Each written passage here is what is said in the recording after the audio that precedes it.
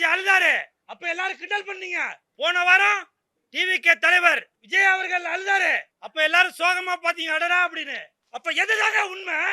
இப்ப கூட நான் அழுதாக்க அவர் தம்பி சொல்றாரு, ஒரு மனிதன் என்னதாங்க பண்ணுவாப்பா, என்னதான் பண்ணுவா? உங்களுடைய அந்த தொண்டர்களுக்கும் ரசிகர்களுக்கும் தயவு செஞ்சு கொஞ்சம் சொல்லி வைங்க. பெண்களை இழிவுபடுத்தி பேசுவது அது தமிழனுக்கு அழகே இல்லை. இன்னைக்கு சினிமால எல்லாரும் என்ன விளம்பரத்துக்காகவும் பப்ளிசிட்டிக்காகவும் மட்டும்தான் என்னை பயன்படுத்துகிறாங்க. இந்த மாதிரி இயக்குனர் அறிவுத்ரா மாதிரி இயக்குனர்கள்லாம் உள்ளன, உங்களுக்கு நிறையா திறமை இருக்கு, யாரும் பயன்படுத்துறது இல்லைல்ல. நீங்கள் மிகப்பெரிய நடிகராக வரணும் அப்படின்னு சொல்லுவார் அடிக்கடி. வாரத்துக்கு ஒரு தடவையாச்சும் என்கிட்ட பேசுவார்.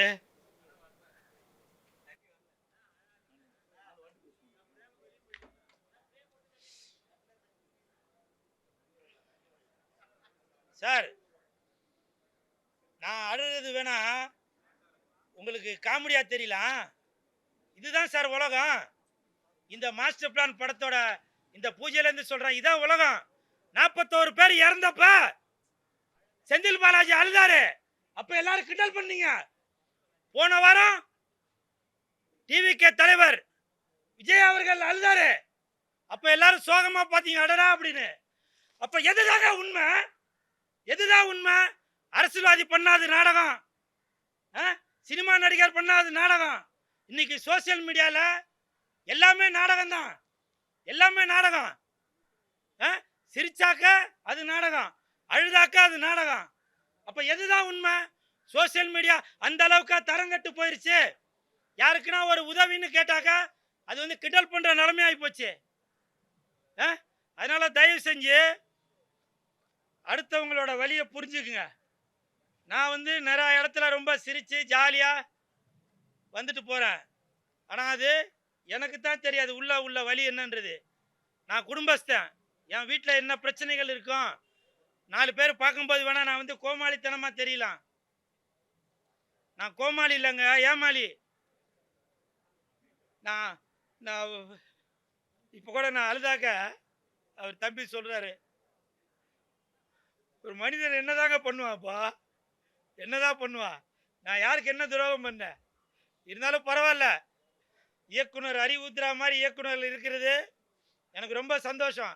இது நான் சும்மா இப்போ கூட கேமரா முன்னாடி சொல்லணும் அப்படின்றக்காக சொல்லவில்லை. யாரு பண்ணாலும் அது கேலி கிண்டலாக தான் ஆகுது.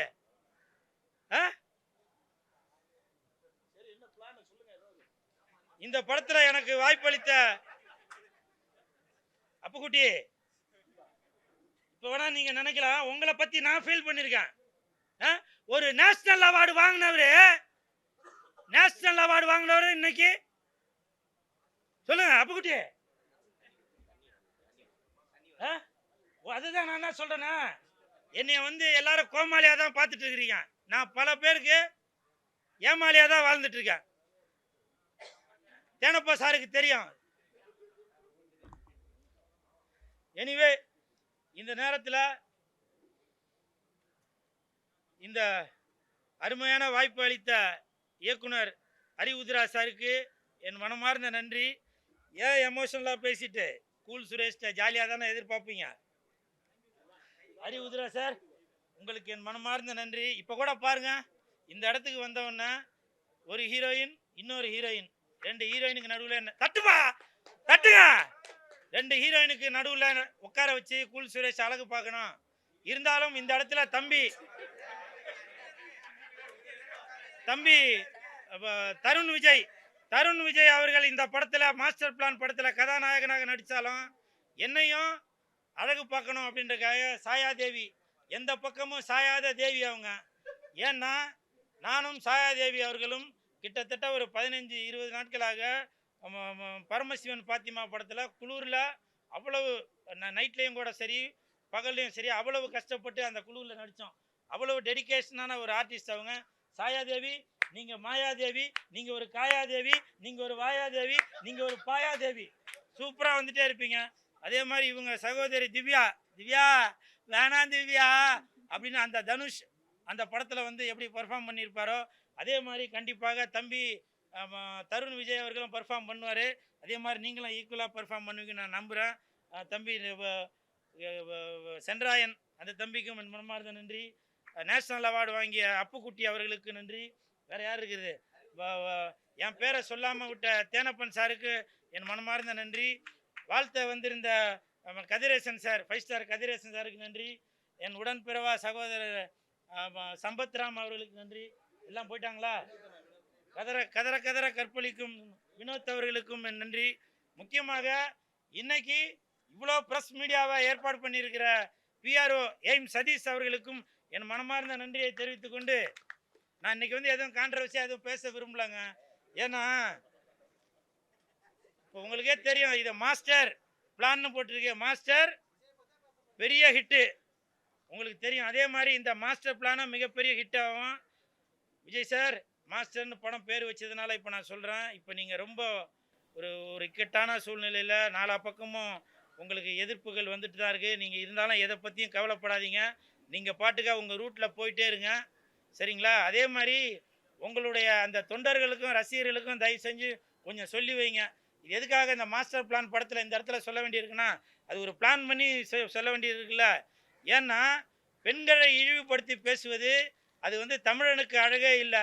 எல்லாரும் யாரோ ஒரு பொண்ணு வந்து ஒரு இழிவாக பேசியிருந்தா வரவங்க போகிறவங்க எல்லாரும் அவங்களோட பப்ளிசிட்டிக்காக அந்த பொண்ணை வந்து பேசிகிட்டு இருக்காங்க. அப்போது மற்ற கட்சியில் பெண்களை பற்றி இழிவாக பேசும்போது அப்போ உங்கள் ஆளுங்கெல்லாம் குரல் கொடுத்தாங்கல்ல, அப்போ உங்கள் கட்சியில் உள்ளவங்களே இதே மாதிரி அடுத்தவங்களை பற்றி பேசும்போது அடுத்தவங்க ஓட்டு போடுறதுக்கு யோசிப்பாங்கல்ல விஜய் சார்.